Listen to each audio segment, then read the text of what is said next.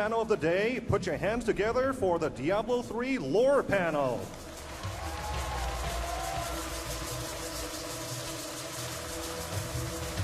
What's up, everybody?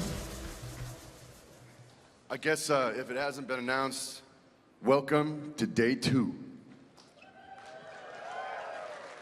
It's very good to see y'all up and alive this morning. Hi.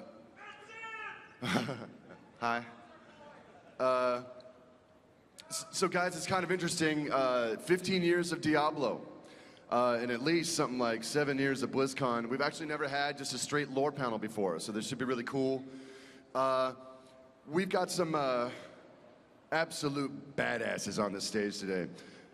Guys, this is Leonard Boyarski. He is our senior world designer on D3. Kevin Martins is our lead content designer, and we've been tag teaming now, what seems for 100 years on Diablo 3. We're gonna riff a little bit on some new ideas, talk a little bit about Book of Cain and some of the history we've been trying to put together, and then we'll open it up for Q&A around the midpoint. I'm sure you guys have a lot of questions. Hell, we do too.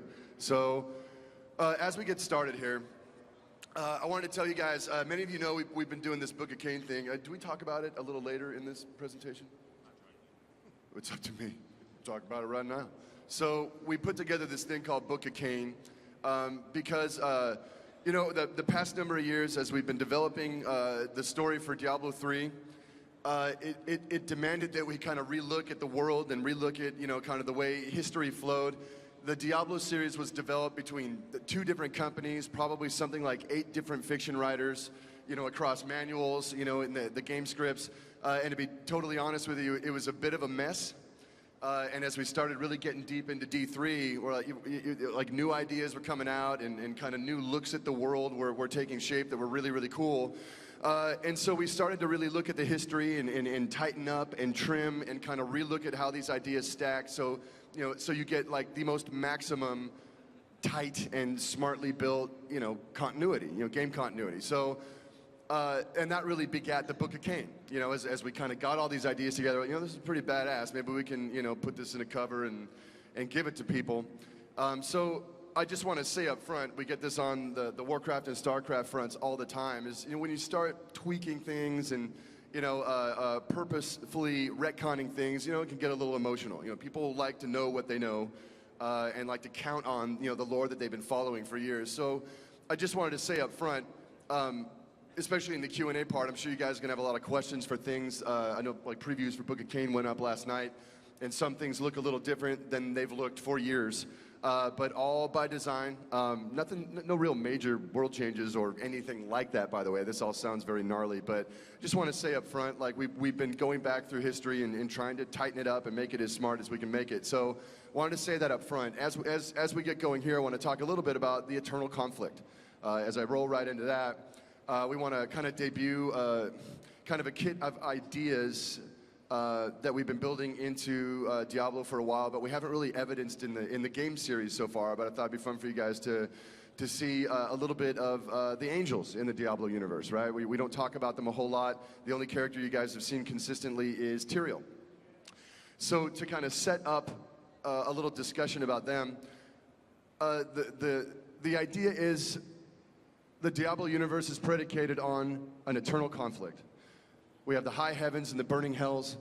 And one of these modified ideas that we've come up with, that we've been running with for the past couple years in development, is that what are heaven and hell actually fighting about? What are they doing, right? We kind of had this idea that, I don't know how to explain Anu and the dragon, right? Like, there's a mythic cycle we came up with of like the creation of the universe, right? That the ultimate manifestations of good and evil fought at the beginning of time and pretty much wiped each other out in kind of like a Big Bang kind of explosion, right?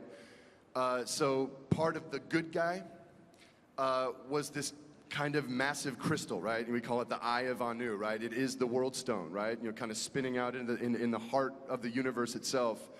And legend holds, right, that with the world stone, legend holds, like I'm making it up as I go, that the world stone can be used, it's called the world stone, to build worlds without end. It's essentially, you know, the heart of, you know, this supreme deity, right? That, you know, is a force of creation. So with this thing, it's theorized that you can build worlds without end. And ultimately, heaven, the high heavens and the burning hells pretty much are also evidences of these first two great, powers of the universe. So as the high heavens and the burning hells, as the angels and demons kind of become aware of each other, they start fighting over this world stone, because whoever controls it, right, can pretty much shape reality to their whim. So the idea that we built is in the center of the universe, where this world stone is, the forces of heaven and hell have been fighting there. We call that place Pandemonium. You guys will be familiar with the Pandemonium Fortress, from different. I think we had a look at it in. Yeah, it was in Diablo 2. Diablo 2. And at that point, the angels controlled it, and it was sort of their forward operating base Right. at the gates of hell. So. Right. And the idea is that over the aeons, right, since the dawn of time, heaven and hell have been fighting. Different sides have held it for different lengths of time. For this 10,000-year span, hell's owned it. For this next, 30,000-year span, heaven owned it. So its architecture is kind of shaped relative to both of those cultures, kind of like a Jerusalem kind of thing, right? Like different occupying forces have controlled this thing over time. I should say it's also way bigger than what you guys have seen in the game. There's a lot more to it that we've never shown or talked about. And the idea is that the Pandemonium Fortress is kind of built around the World Stone, right? And kind of built to contain it, and it certainly provides us with a nice little battleground for these forces to clash over. As you move forward in time, the character of Inarius, right, started to chafe at this giant battle. He didn't want to play ball anymore. He thought that this unending eternal conflict was just ridiculous. He's like, I'm out, I'm done. He just kind of has a total break. And long story short, he conscripts like-minded angels and even stranger like-minded demons, like the demoness Lilith. And they pull off, the Ocean's 11 maneuver. They actually wind up stealing the World Stone from the heart of Pandemonium. Technically, it's still right there, right? The World Stone exists at the heart of creation, but somehow they dimensionally veiled it, right? They kind of blinked it out into a dimensional pocket that heaven and hell could not see. You can imagine what that would do to the eternal conflict. Suddenly, the thing we're fighting over, the power of creation itself, zoop, is gone. So that complicated things for heaven and hell. What do we fight over now? Where the World Stone went is in the dimension of sanctuary. With this power of creation, Inarius and his goofy friends forged for themselves a paradise, a garden sanctuary, right, where they could do their hippie stuff and, run around naked, have fun, chase bunnies. And there, these renegade angels and demons began to get it on. They had babies. They had scary, mighty, supernatural babies called the Nephilim. Long story shorter, over time, these Nephilim, long story, their bloodlines begin to diminish, their powers begin to diminish because they're very, very scary, mighty monsters, something that was never planned for in creation, hybrids of both angelic and demonic power. What am I doing? This is weird. Grabbing air. Sorry, hold me. How are we talking about? So the Nephilim ultimately diminish and become us, become men, and the idea, and women, and the idea is that locked within mortal genetic code, right, is the power of gods, right, far beyond angels and demons, right? The thing that scares the living hell out of heaven and hell is the fact that we are the potential to be far mightier than they. Some of these ideas you guys might have seen in the Sin War trilogy that we put out a number of years ago with Richard Knack. We were kind of riffing in this space and trying to construct a trilogy that would sing to some of this stuff. But if you guys wind up checking out the Book of Cain, we definitely get into all this stuff and show the very linear chain of events that really produced Sanctuary. So having said all that,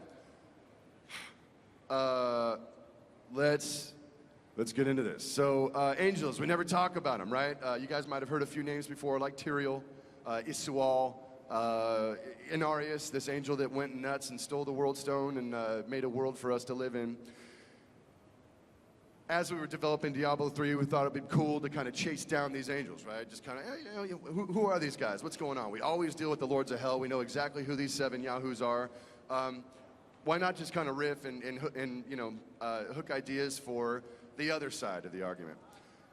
So what we jammed up long ago was the Angelus Council, right? The council of 5 archangels that pretty much rule and administrate over the high heavens, right? They are the direct opposite counterpart to the Lords of Hell. Much like the Lords of Hell, who each have their own sphere of influence, like, the Lord of Terror, hate and destruction. The Angelus Council also have very specific spheres of influence that pretty much define who they are and what their function is in the high heavens. As we're rolling through, Doctor, thank you. You guys have seen Tyrio before. Tyrio is the Archangel of Justice. And what's kind of cool about the aeons of history of Diablo before the creation of Sanctuary, I think Tyrio is a fairly anal retentive dude, right? He's about order, he's about justice, he's about the system of how things work, very unbending, very rigid kind of guy. And what's cool about the dawn of mankind, the creation of Sanctuary, one day, Tyrio finds out that, that this world exists and there's people running around like, holy cow. The result of the Sin War, whereby a hero, a Nephilim hero named Odyssean kind of achieves ultimate power. He's on the verge of achieving his just maximum Nephilim, power, which scares the living, I gotta stop doing the pun, which scares heaven and hell. Odyssean gives of himself. He pretty much sacrifices himself. Instead of attaining godhood, he chooses his humanity at the end and pretty much dies in an attempt to kind of reset things in the world. Affected by Odyssean's sacrifice, Tyrio, this rigid archangel of justice, goes, wow, right?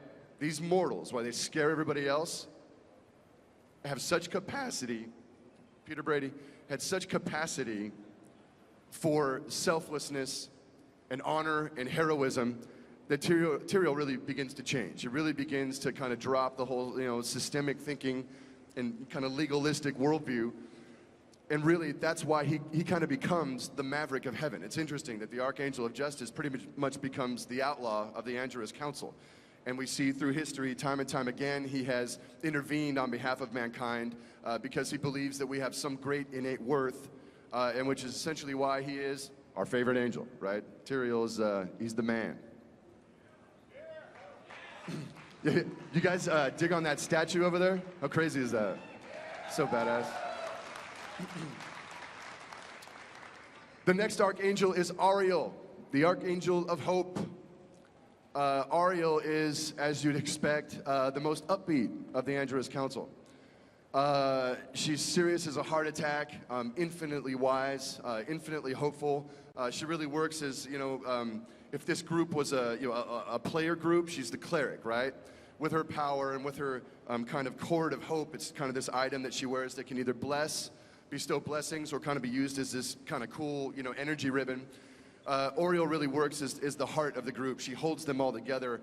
You might assume that these archangels in this family is very dysfunctional. They don't always get along really well. Even though they are wonderful, angelic people, they typically have their heads up their asses, and Ariel really tends to be the grounding force amongst them. The next archangel we want to talk about is Malthael. He's an interesting character, and we're really still kind of chasing down his storyline.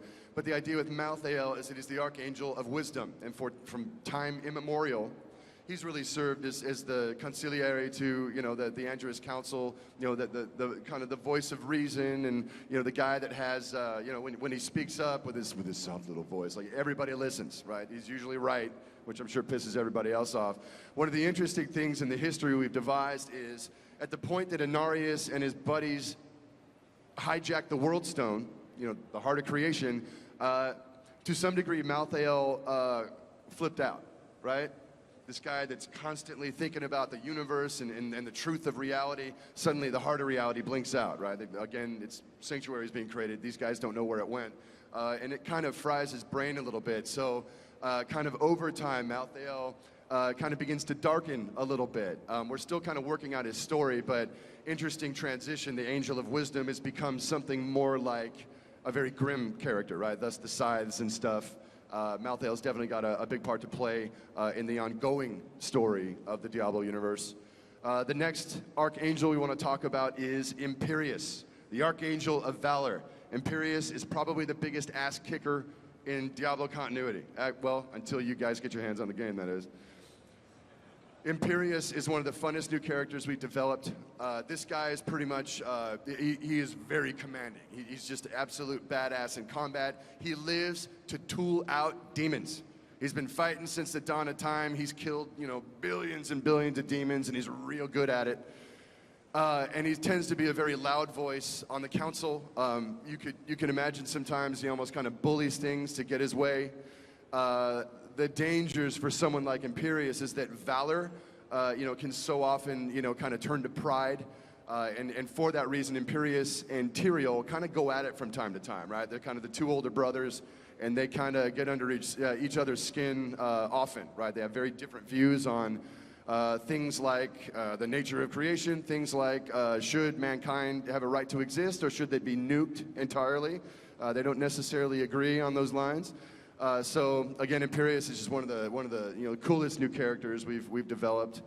And as we hit the last guy, this is Ethereal, the Archangel of Fate, the great lore keeper of the high heavens. This guy can't literally tell the future as such, but he sees the various strands of possibility that weave into the future.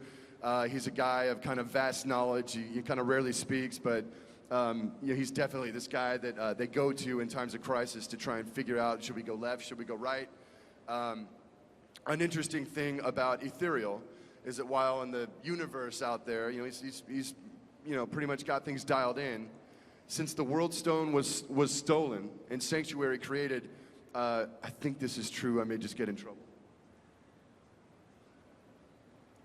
All right. Just wanted to double check. First gets it right. Stuck my foot in my mouth. He can't see mortals. Mortals were not meant to exist, right?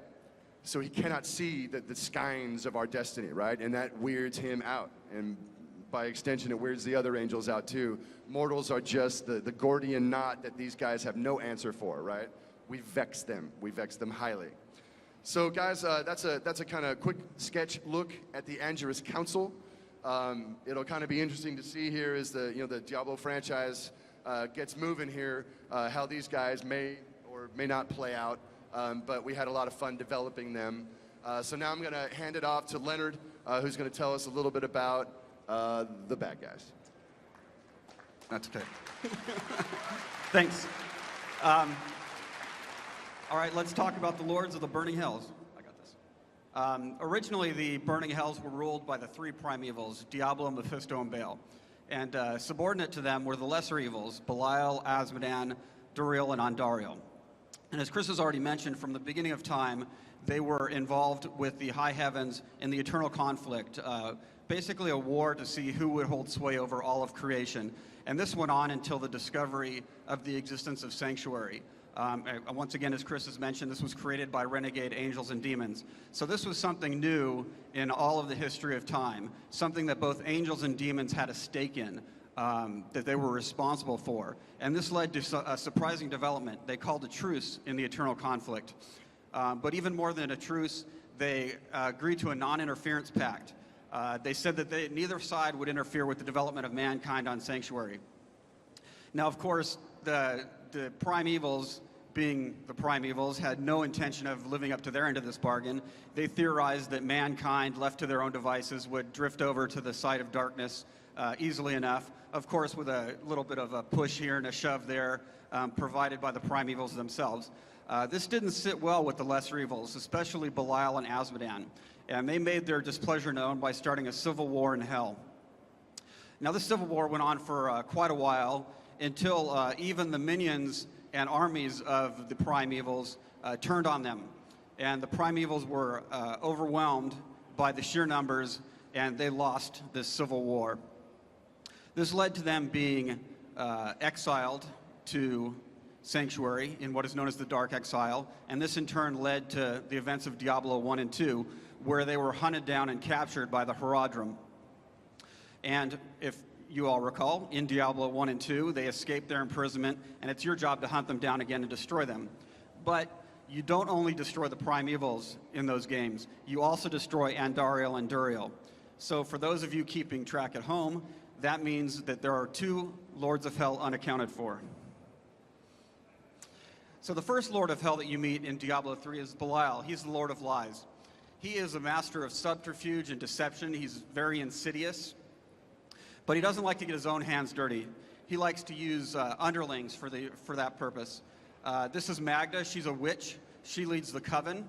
It was filled with dark cultists who have pledged their life to the service of Belial. They are the antagonists that you meet for the first good portion of the game before you ever run into Belial, and they're a lot of fun to deal with.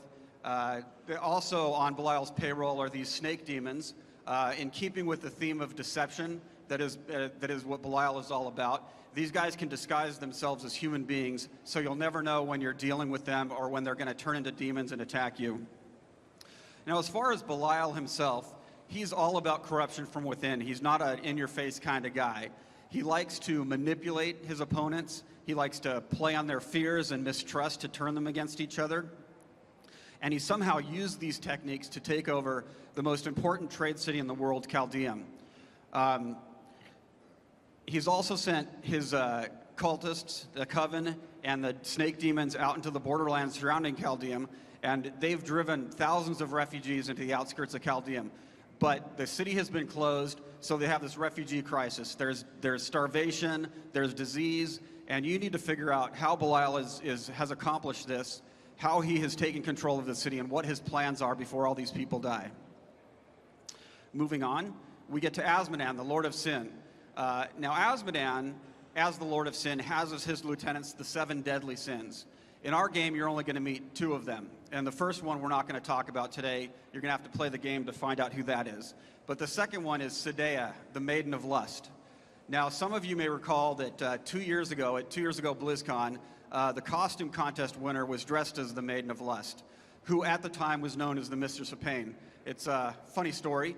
She was cut from the game, actually. She wasn't even in the game at that point. We had had the concept made for her, and we had kind of tossed her aside, said, you know, she's cool, but we really don't have a place for her.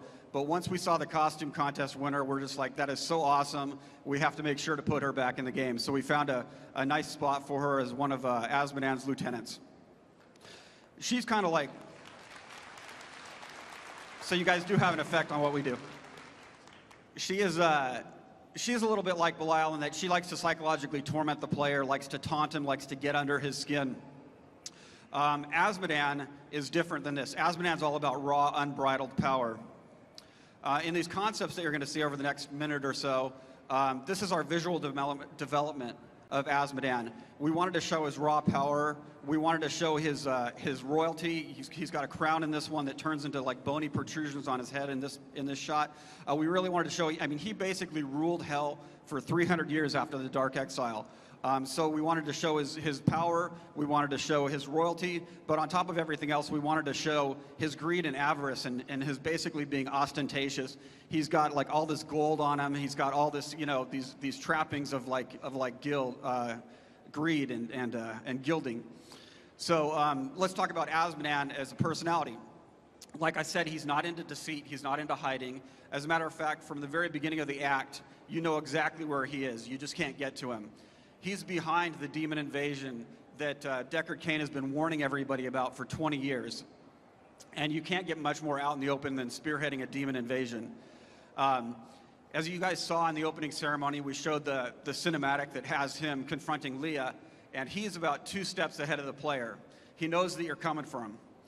But even more than that, he knows about the Black Soul Stone. Now, I'm sure you all have questions about what the Black Soul Stone is, but let's just suffice it to say that the Black Soul Stone is a very powerful artifact that you're going to use to capture and destroy him. But he knows that if he gets his hands on the Black Soul Stone, he will be able to wield more power than any Lord of Hell has ever wielded before. The fact that he knows this is bad news, and it's quite a surprise to the player when you find out. So obviously, you need to get your hands on this artifact first and keep it from him. And lastly, and possibly most importantly, Azmodan here is the last Lord of Hell. You've defeated Belial, you've defeated all the other Lords of Hell in the other games, so that means that there are no more Lords of Hell. The burning hells are wiped out. There's no one left to influence or unduly corrupt Sanctuary. Once Azmodan is defeated, all evil will be gone forever. At least that's the theory. and then there'll be happiness and rainbows for everybody. Kevin? Oh, I'm sorry, Chris. Oh, that is me. Guys, a little earlier we were talking about relooking at different parts of the continuity of Sanctuary, and I think word of one of the specific kind of changes we're running with. Did it get out a while ago? It's kind of hinted at in the beta. Totally.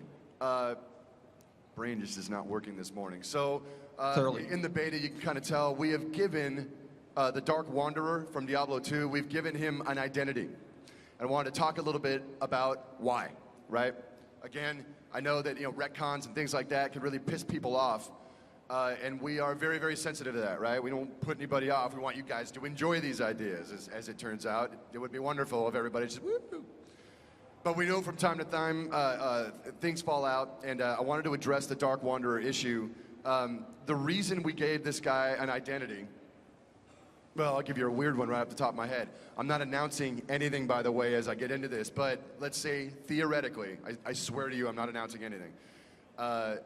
If you were theoretically going to try to tell the story of Diablo in a different media type, if you're going to try and novelize Diablo, or do a movie of Diablo, or do a mini-series, wouldn't a Game of Thrones Don't mini-series start of live Diablo be blogging that. mega? He's not announcing anything. I'm not announcing a damn thing, but I'm announcing loudly that I want it all.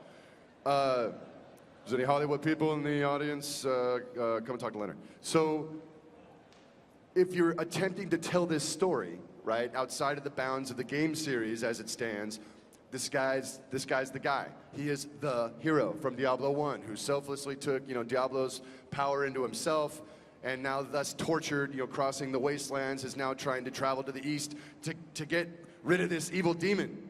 Of course, the demon inside him wants to have, a party with his brothers. So it's potentially, I don't know, an interesting story. I don't know if you wanted to do a mini-series or a movie or something. So even at that level, I was very keen to guys, we have to answer this question. It's going to be awkward. Like, wait a minute, I killed Diablo with my rogue. Well, the Dark Wanderer clearly is male, so it's like already we were, forcing a solution on this thing. So again, I just wanted to address the issue. In particular, the identity we gave him is Leoric's oldest son, Aiden. The idea is that Leoric had two boys. Albric, the young one, he doesn't end well. Well, hell, none of them end well. Boy, Leoric's family just gets worked.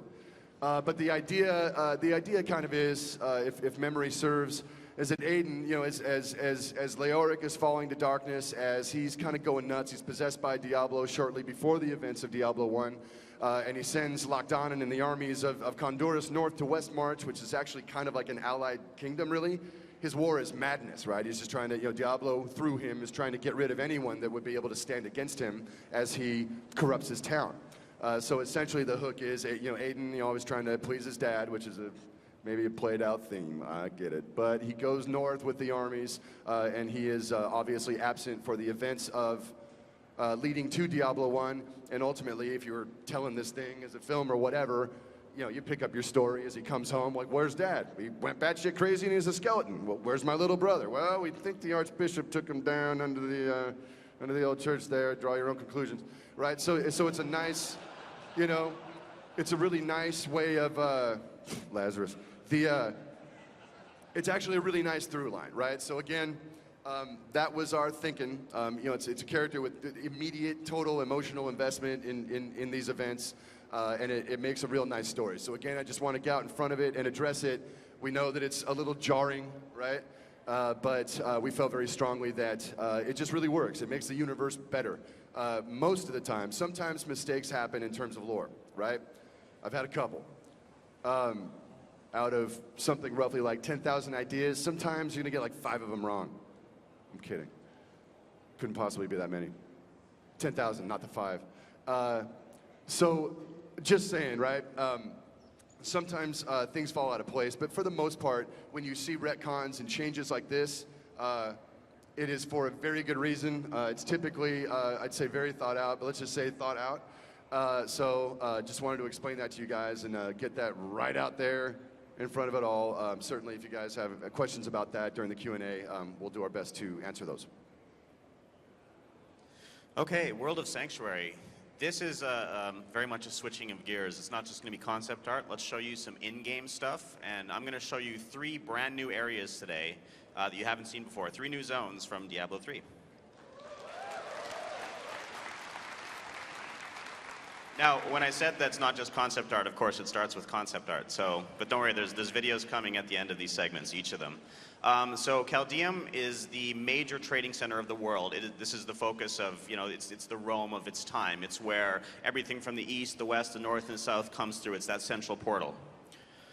Now, just a really brief history of Caldeum. Leonard already mentioned that there's a big refugee crisis here, and Belial's obviously behind it, and you know that, but you don't know how, when, where, and why. This city had 3 major groups in it. They had the Zakharum priesthood, it had the big merchant families, and it had the Ishari Sanctum, which is the major wizard school. In fact, the wizards from Diablo 3 studied here for some time. These groups are always vying for power, and recently Emperor Hakan the founder of this empire, sort of brought them all under his boot and finally made this city more organized, and since then it's grown even more powerful and more wealthy.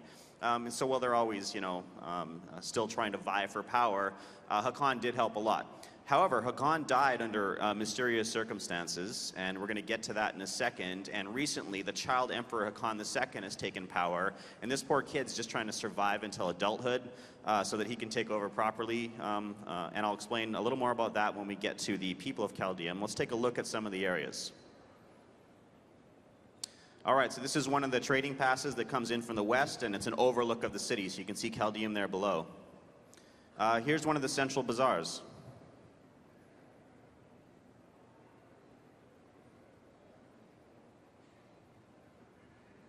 A tavern. Now, the society, and we're going to show a bunch of people in a second, is very stratified. In fact, literally, the rich people live above in this sort of Cloud City-like approach, these massive platforms above the poor people. This is actually a shot of the throne room, and you can see tiny little Emperor Hakan II there, and some of his Imperial Guard. You do get to meet Emperor Hakan and talk to him and hopefully help him out. So this is that child emperor, and this poor kid, it's not a patrilineal society. Emperor Hakan II was found through a Zakharum ritual, and they hired the Iron Wolves, the mercenary company from Diablo 2. It makes an appearance here again. The Zakharum worked with the Iron Wolves to find this kid, make sure, the merchant houses and the Ishari Sanctum don't take control of him or kill him and try to put their own person in there.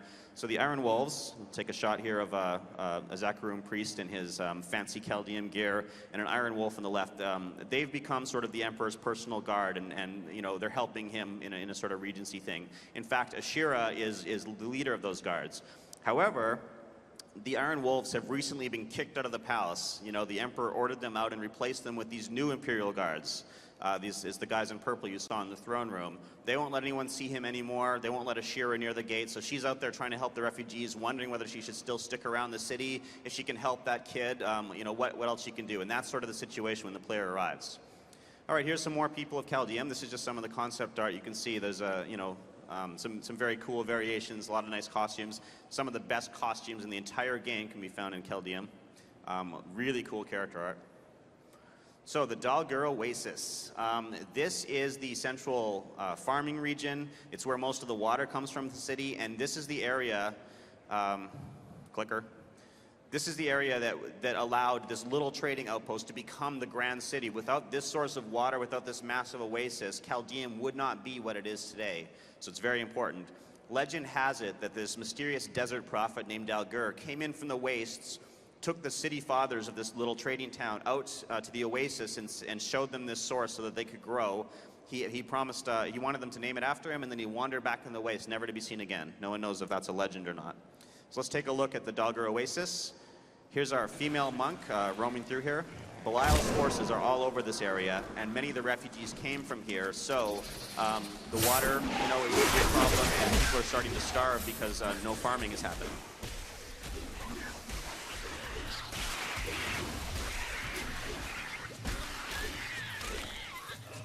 Watch for the exploding plants. The fauna is fun here. Flora and fauna.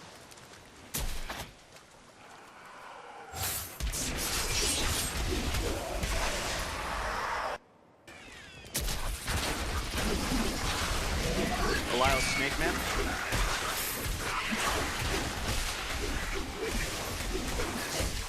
Not really a meaningful match for the female monk.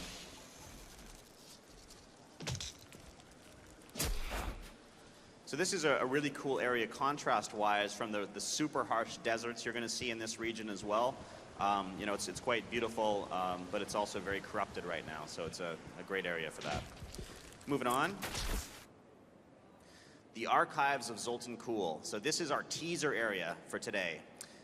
Zoltan Kulle is a new character we've created, and he's actually one of the original Haradrim with Jared Cain and what's the guy that took over Mephisto? Telrasha, thank you. They founded the Haradrim, and they were the ones that tracked down the original Lords of Hell. I'm not going to tell you much more about Zoltan Kulle, except he turned bad, and he turned bad fast and hard. He became the most dangerous man in the world, to the point where the other Haradrim and the wizard and the sorcerers, everybody got together to try to kill this guy. Turns out they could not kill him. Somehow he had gotten immortality. The best they could do was to cut him in half, bury his head with runes and guardians in one part of the desert, and put his body in an alternate dimension in a vain attempt to try to keep this guy from not coming back together and ruining everything. He's that powerful. So we showed a little bit of this, these sort of ruins that we had in BlizzCon 2009. Just these little side dungeons, all sandy and collapsed. It looks like this, but sort of ruined, and the magic was all broken. You get to explore the other archives, which for hundreds of years have sat undisturbed, still, you know, sort of pregnant with the power of Zoltan Kulle. So let's take a look at that. This is just a teaser. I'm not going to show you any of the monsters there. I'm not going to tell you why you're there or what you're going to see, but it's again the female monk, and this time she has the scoundrel follower with her. This is just the entryway. Do you think Kulle ever cracked a smile when he was alive? Seems to be a grim sort. Even the cruelest man finds something to give him joy. Yeah, what gives Zoltan Kulle joy is not good.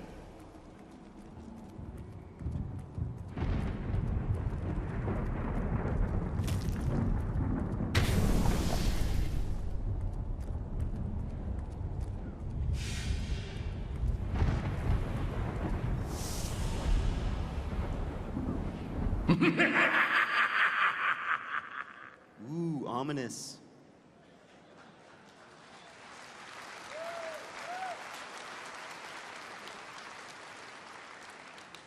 Thus concludes a planned part of the lore panel today, so please try to embarrass us up here on stage with questions we can't answer. No release date questions. Don't waste your question.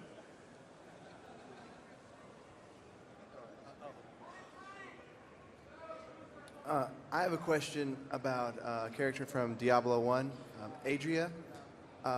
When you went back to Tristram in Diablo 2, I couldn't find any evidence that she had died with the people, and I was wondering if she was going to make some sort of appearance in Diablo 3, whether it was just a passing thing or she would show up herself. Well, if you've played the beta, she's Leah's mother. And when you go back, when you're running around Old Tristram with Leah, she talks about how the fact that her mother died and she was raised by Deckard Cain. So she obviously lived a little bit beyond the destruction of Tristram. You'll have to play the game to find out more about what actually happened to her. But, you know, in the beta, we talk about how she died. Thanks. How you doing? Real quick, I just wanted to ask about one piece of concept art that I saw a while back. It looks like two angels, and one angel is like powering up, and it looks like Tyrio cowering back.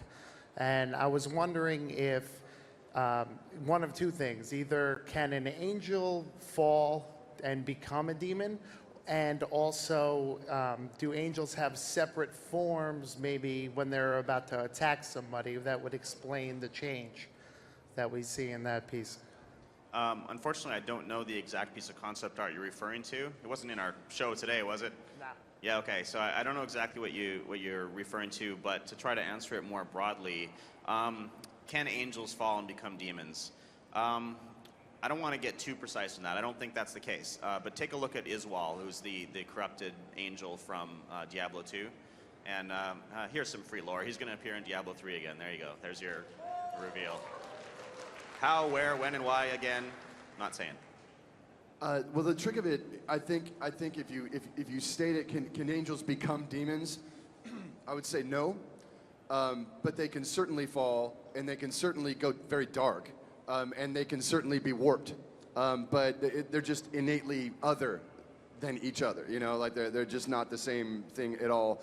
Another thing to consider, and Book of Cain kind of gets into this, angels are light and sound, right? They do not have any physicality whatsoever, right? The trick to this thing is, well, they look human, they're in armor. Like, well, that's convenient for us so that we know who's who and whatever. But ultimately, the heart of the high heavens is this thing called the crystal arch. It is a massive spire.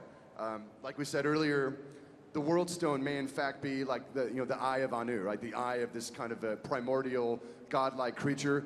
Well, the crystal arch is rumored to be his spine, right? That when the Big Bang hit and these primordial creatures exploded and the universe was birthed, the crystal arch kind of spins up and out into the dark, and over time kind of grows and really becomes the physical place of the high heavens. Angels are birthed from the arch. It hums with sound and music and power, right? And angels really, like the wings, actually, the angels' wings, that's actually them, right? The armor is just for purposes of building a world and being able to interact with these characters, right? That's helpful to us, but imagine Diablo angels is really actually more of the wings, which is funky, but it's true. They're sound and light given form. What was the question? I saw this picture of an angel, and he turned into like a badass thing with fire coming out of him, and I thought it was Imperius and Tyrio fighting. Huh. I don't know the image. Okay. Maybe Sounds they were good. just putting on a play. I don't know. All right. Thanks.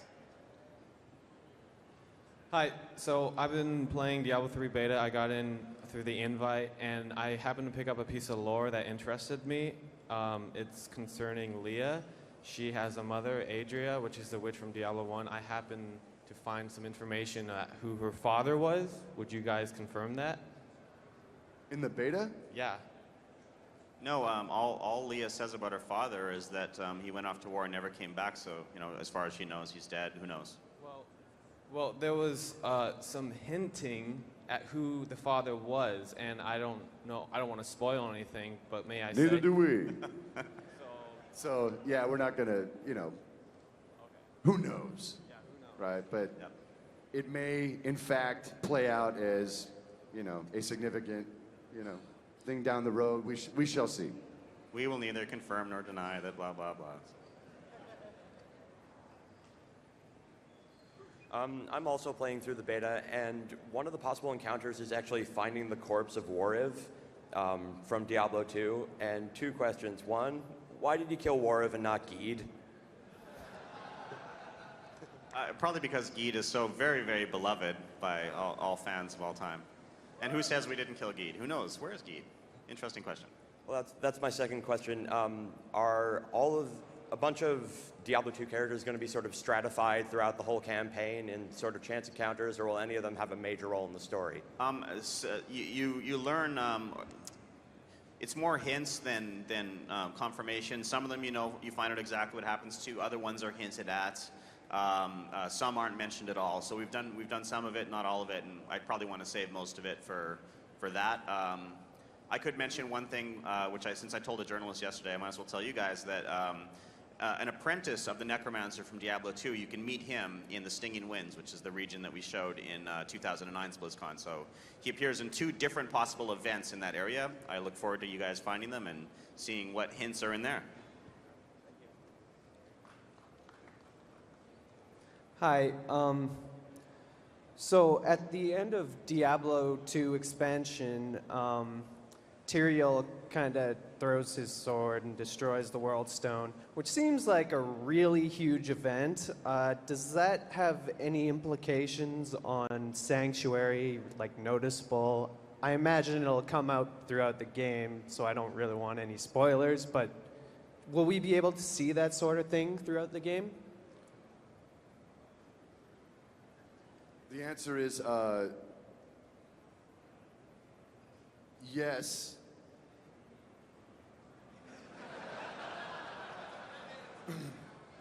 The answer is yes. Yeah, the destruction of the World Stone, or was it, is a huge moment in the universe of Diablo, right? I guess the question would be, can you destroy a World Stone? I know what we saw, but right, I mean, it's just possible. We've mentioned before that the World Stone was one of the things that was suppressing the power in humanity, their sort of natural birthright of being Nephilim, so it's broken now. What does that mean? What does it mean for mankind? What does it mean relative to the eternal conflict? Can you destroy this thing? Or, especially if you consider it exists at the heart of creation, right? And it was kind of hijacked, and so the nature of its physicality there within Mount Aryat, does it exist on multiple, these are all questions that are very, very significant. We answer many of those questions, but not all of them, and it's all very deliberate, and, you'll more to come. Well, something that we even talked about this morning is that, the World Stone kept large numbers of angels and demons from coming to Sanctuary. So now that it's gone, people were wondering why the invasion hasn't happened. And finally, when you run into Azmodan, the demon invasion is finally happening. So that's at least one way that it's definitely infecting Sanctuary. Yeah, and Azmodan's not an idiot. He's seen what's happened to all of his brethren, and he knows how dangerous humans are. So he's trying to be careful and come with overwhelming force. It's funny, Azmodan's invasion actually happened like 15 years ago, but he forgot his keys at home and they had to turn around and go back. That was terrible. Can we get a courtesy laugh for him?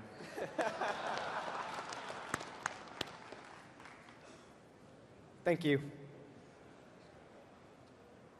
Hey, I just want to ask, you're talking a lot about the high heavens, the burning hells. Does the necromancer god Tragoul factor at all into the story of Diablo 3 or any upcoming tie-ins?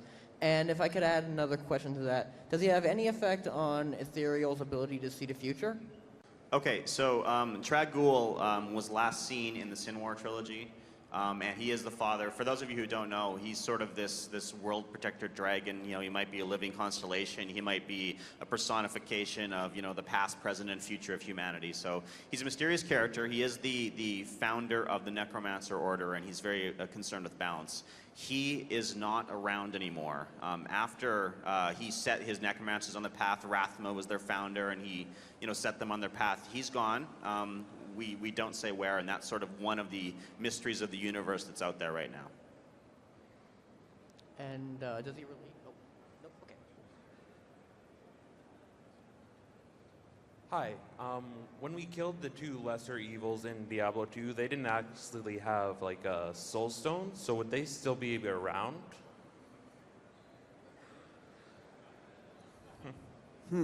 That's very interesting. I would say I wouldn't. Let's try that again.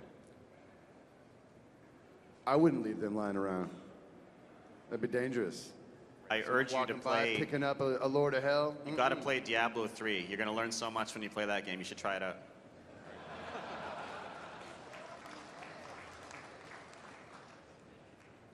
Thank you. You are totally not satisfied with that answer.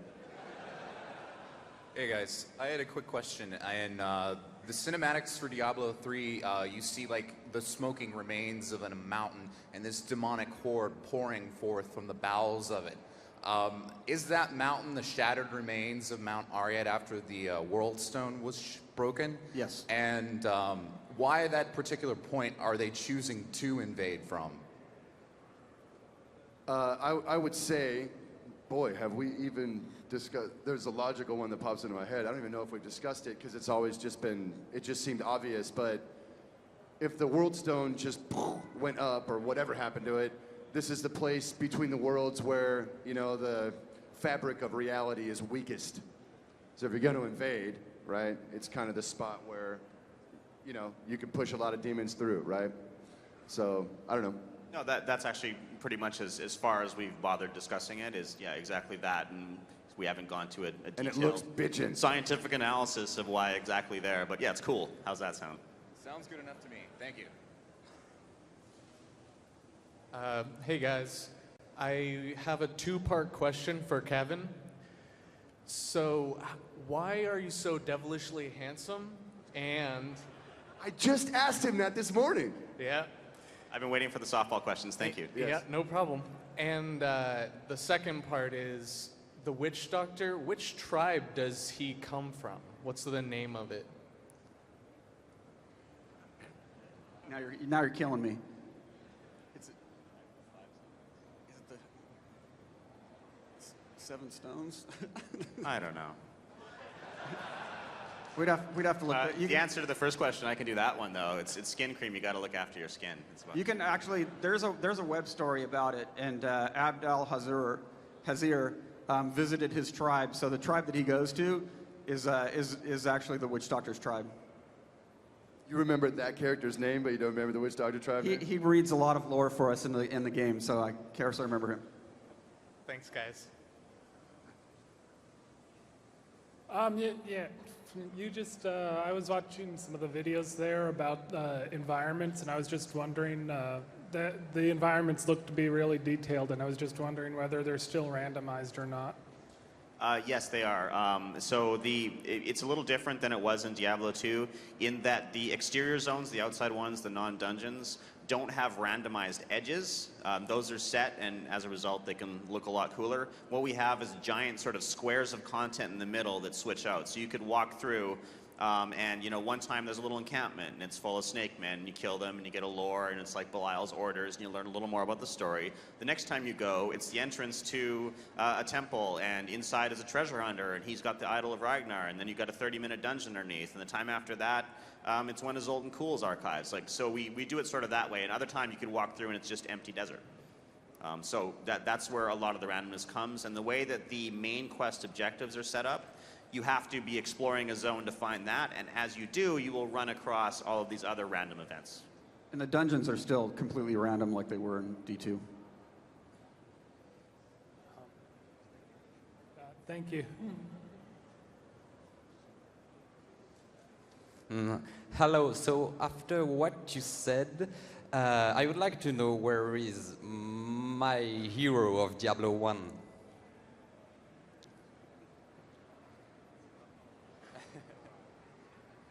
We're going to get through this, guys.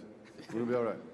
Okay, if I remember correctly, and all of you just correct me if I'm wrong here, I believe that we are implying that Bloodraven is the rogue from Diablo 1. So the heroes of Diablo 1 all became corrupted, and we reference the sorcerer later, I think in Act 2. Forget exactly where. You guys know more than me, I don't know. There's some guy. And then we do not explain what happens to all of the heroes from Diablo 2, and some of them are referenced and some of them aren't. So that's where we're at with the characters themselves. So, I mean, even during Diablo 2, it was established that the warrior from Diablo 1 was the Dark Wanderer. So we're just kind of adding on top of that. We've clarified his background and specifically tied him to Leoric and the events of Tristram.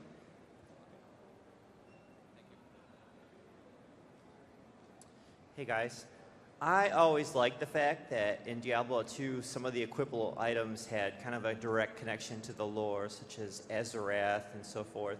And I was wondering if any of the loot in Diablo 3 might have kind of a direct connection to the lore that might make it, in the player's eyes, something I really need to have. And then also, really quickly too, one of my favorite NPCs was Orma in Diablo 2, and I was wondering if he might have a less ratty life making an appearance in Diablo 3.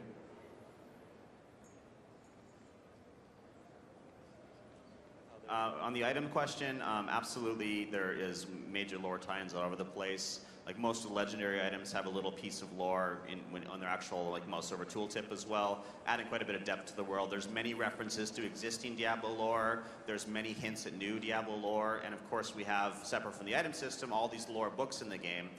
Quite a number of them, many of them narrated by either Deckard Cain, sort of the historian of our world, and Abd al-Hazir, who's this great traveler character who narrates much of the other ones. As for Ormus, all right, here's a big reveal. Orma sadly didn't make it to the final game. He actually was in the game for a while, so that means we have a model for him. So I put my money on him showing up again somewhere. Awesome. Thank you. We have time for a few more questions. Okay, you just mentioned about the Diablo 1 heroes were going to be Blood Raven in Diablo 2. So I'm wondering, is the Summoner also the hero from Diablo 1?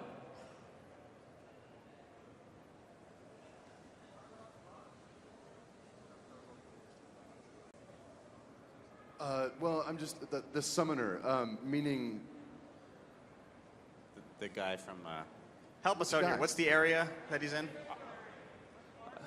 Arcane Sanctuary, right, thank you. Wasn't that was that Horizon?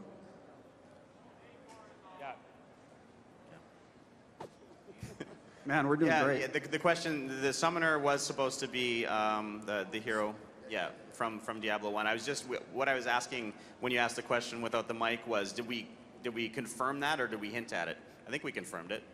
So, yeah, I think. That was the intent. I don't, hopefully it came across. Good thing I'm manning a lore panel. Yeah, thank you. Thank you very much. He kind of hinted at my question, which was whether there was a relationship between Horizon and, I forgot his name, the new guy, the new heraldic sage that you are introducing.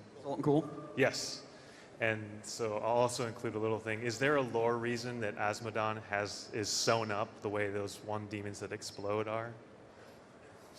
No, it was just one of those artistic concepts that we thought looked really cool and really kind of just added to his look. There's not really a lore reason behind it. Horizon is a totally different, he has nothing to do with the Herodrum. He was, I don't know if you guys, won't get too deep into it, but him and his brother were mages, and they ended up this big, huge mage battle that almost decimated the known world at one point in time. So he had a totally different history from the Herodrum, and Zoltankuhl was a dark Herodrum, so they're completely different. But they are certainly similar kinds of characters, you know, just very powerful wizards that went nuts and, you know, have subterranean, you know, bachelor pads, you know. Thank you. Hi, on the theme of revisiting story elements from the previous games, finding out what happened to them, what about the locations like Kurast and Lutgolain? Will we see them again? No, it's almost completely new areas in this game. Most of the previous Diablo game references is we deliberately set the start of the game in New Tristram, which is across this little river from Old Tristram, because we wanted to, it's been, what, 10 or 11 years now since Diablo 2 came out. We wanted to sort of set that tone and get people back into it, and for people who had never played before, they sort of get to experience some of that history with the Skeleton King being your first boss, etc., you know, to get that back in. But while we do go back to, you know, Kyrgyzstan and some of the other areas, we wanted to show new things. Of course, Aryat being another exception to that later, that's where the demon army is coming from, but the area's changed so much that it might as well be a new area. Certainly we talked about, you know, bringing a lot of those areas back, but we decided on brand new things instead. We love to sort of expand the world and show you new things whenever we can. Thank you. We have time for one last question. Hi. My question is concerning the vessel of Diablo, because as far as I have read, neither Tyrio and Daryl had a vessel, and no other lesser demons had a vessel, and Diablo even made an appearance in the Sin Wars without a vessel. So why does he want a vessel? What is he needed for? Define vessel. A human. Soul stones? No, the human that he takes possession of. Right. The king's sons. First the younger one and then the old one. Right. So initially the evils, the three prime ones, were exiled. You know, they were overthrown by the lesser evils, and they were thrown to Earth. They lost Sanctuary. They lost a ton of their power when they did that, and that allowed the Herodrum, not that the Herodrum were weak themselves, but that allowed the Herodrum to be able to find a way to capture them and hold them. So Diablo at the time of Diablo 1 is still very weak. He's got this essence and he's got these insidious plans and it's kind of slow moving. You know, he's got to take over a kid because he tried to do the orc and he couldn't quite do it, you know, and by the end he sort of tricked the warrior into taking the soul stones to get a more powerful vessel. Essentially he's just still building his power and you know, he's not strong enough to just show up as Diablo yet, though he does get that strong over the course of the games. I think you can argue just technically that while the World Stone was up and doing its thing, which suppresses, you know, angels and demons really to some degree, that most of these evils or whatever would have to be anchored in some kind of mortal form to possess them or whatever, really just to be anchored in this reality. Although with the World Stone blown to bits, all bets are off. You know what I mean? So these guys, very mega level, can probably just walk right in, you know. Thank you. Let's please give our panelists a big round of applause for their time. Thanks for coming, guys. Coming up next on the development panel stage is the World of War